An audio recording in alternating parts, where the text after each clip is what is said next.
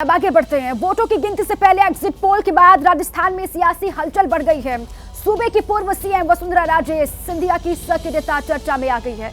शुक्रवार को वसुंधरा ने एक के बाद एक 2 मुलाकातें की जो सुर्खियों में है। उसके बाद सवाल यह है कि क्या बहुमत मिलने पर बीजेपी वसुंधरा को चेहरा बनाएगी राजस्थान में। इसी पर दिखाते हैं आपको रिपोर्ट।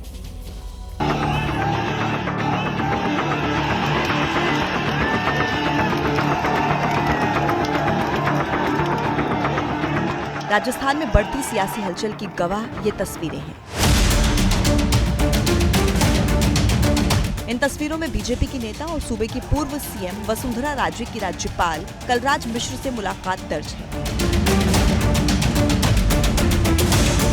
वैसे तो वसुंधरा राजे ने इसे शिष्टाचार मुलाकात बताया है, लेकिन इस मुलाकात से सवाल उठ रहे हैं कि क्या वसुंधरा राजे को आलाकमान का संकेत मिल चुका है। क्या राजस्थान में बीजेपी वसुंधरा को अगला सीएम बनाएगी? ये सवाल यूं ही नहीं उठ रहे हैं, इन सवालों के पीछे ठोस तर्क है। शुक्रवार के दिन वसुंधरा राजे ने 2 अहम मुलाकात की। सबसे पहले वसुंधरा ने आरएसएस नेताओं से मुलाकात की। उसके बाद राजभवन पहुंचकर वसुंधरा राज्यपाल से मिली। पहले संघ नेताओं से मुलाकात, फिर राज्यपाल से वसुंधरा की मुलाकात यूं ही नहीं है। सूत्रों के मुताबिक बीजेपी आलाकमान ने वसुंधरा को निर्दलीय उम्मीदवारों के संपर्क में रहने को कहा है। वसुंधरा को दूसरी छोटी पार्टियों के नेताओं से भी संपर्क साधने को कहा गया है।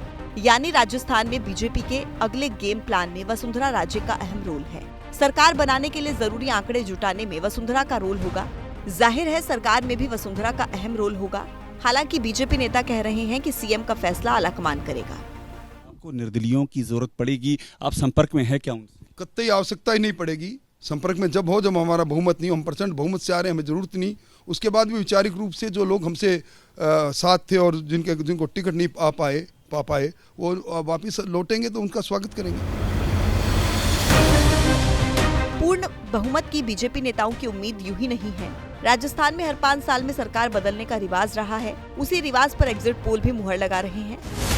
एबीपी न्यूज और सी वोटर के एग्जिट पोल में राजस्थान में बीजेपी को 94 से 114 सीट मिलती नजर आ रही है। कांग्रेस को 71 से 91 सीटें मिल सकती हैं। एग्जिट पोल के आंकड़ों में अन्य को 9 से 19 सीटें मिलने की संभावना है। यानी राजस्थान में बीजेपी को बहुमत की उम्मीद है, लेकिन अगर मामला नंबर गेम में फंसा तो उसकी तैयारी में वसुंधरा राजे अभी से जुटी हुई है। करीबन 95% मंत्री लुढ़क रहे हैं और जो टफेस्ट एरिया हुआ करता था, जिसको समीकरण की दृष्टि से, जिसके कारण कांग्रेस का राज आया 2018 में, वो 28 में से 20-22 सीट आ जाएं तो स्थिति स्पष्ट है कि भारतीय जनता पार्टी 120 बल्कि अगर 130 से ऊपर भी पहुंच जाए तो कोई अतिशयोक्ति नहीं होगी।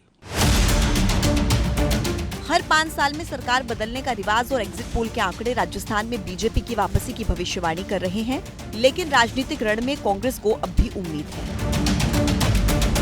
कांग्रेस को उम्मीद है कि गहलोत का जादू चलेगा और फिर सूबे में रिवाज बदलेगा। 3 जो दिसंबर है वो उसका फैसला आपके सामने आएगा। तो ये सारे जितने भी सर्वे कह रहे हैं ये सब गलत साबित होंगे और पूर्ण बहुमत के साथ में राजस्थान में कांग्रेस की सरकार बनेगी। भारतीय जनता पार्टी के पास में न तो यहाँ कोई नेतृत्व था, न कोई नेता था। केवल और केवल मोदी जी और अमित शाह के भरोसे वो बैठे थे, जो मोदी जी और अमित शाह जी कोई करिश्मा नहीं कर पाए। सीएम अशोक गहलोत भी राज्यपाल से मुलाकात कर चुके हैं। गहलोत भी मजबूत निर्दलीय और छोटी पार्टियों के संपर्क में हैं। दरअसल एग्जिट पोल के आंकड़ों के अलावा कांग्रेस और बीजेपी की नजर राजस्थान की कांटे की टक्कर में फंसी 46 सीटों पर है। देखिए यहाँ पर कांटे की टक्कर 46 सीटों पर है और ये देखिए आप, बीजेपी को 11 सीटें जाती हुई दिखाई दे रही हैं। 46 सीटों की मैं बात कर रही हूं और कांग्रेस को 21 सीटें यहां पर जाती दिखा रही हैं इनमें से, और 14 जो है वो अन्य के खाते में जा सकती है। ये क्लोज फाइट वाली सीटें हैं। 46 सीटों का ये आंकड़ा हम अपने दर्शकों के सामने रख रहे हैं। और देखिए टक्कर वाली सीट कांग्रेस के खिलाफ गई तब क्या आंकड़ा हो सकता है। बीजेपी 130 से 140, कांग्रेस 55 से 65 पर जा सकती है और अन्य को 0 से 8 का आंकड़ा मिल सकता है। यानी टक्कर वाली सीट कांग्रेस के खिलाफ गई तब क्या यहां पर होगा, ये हमने आपको दिखाया। अब जरा यही समझिए कि कांग्रेस के पक्ष में अगर ये सीटें चली जाती हैं 46 सीटें तो क्या होगा। बीजेपी 88 से 98 पे आ जाएगी, कांग्रेस को 91 से 101 का आंकड़ा जाता दिखाई दे रहा है और 8 से 12 सीटें अन्य के खाते में शिफ्ट हो सकती हैं। मतगणना में 24 घंटे से भी कम का समय बचा है।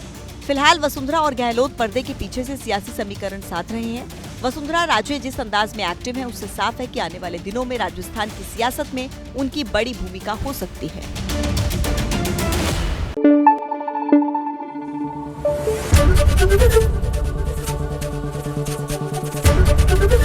एबीपी न्यूज आपको रखे आगे।